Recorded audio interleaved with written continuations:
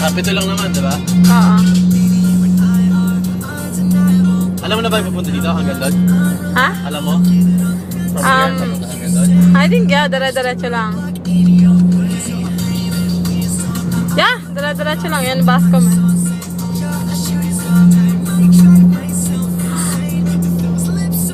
Joy, Ha? paano nga yun? Basta gagawin ko na lang sa'yo, bibigay ko sa'yo pag nakaluwag na ako. Pero Oo nga, basta matapos tong taon na to.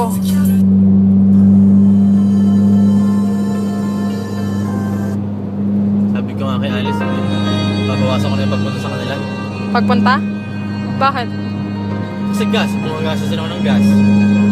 Eh, mahal mo yung tao. Bakit kailangan mong panghinayangan yung ginagastos mo sa kanya? Hindi naman nakhihinayang, pero yun nga, nasa-short na ako, like ngayon. Dati, di ba, sabi ko sa'yo mamutang ako, pero pa-joke lang yun. Oo. Ngayon talaga sabi ko, what the fuck? Eh, paano bumili ka bago kotse? Hindi naman yung kotse eh. Mas Kasi lang, gan- hindi pa ako nagbabayad ng kotse ko. Ang bayad ko ng kotse is sa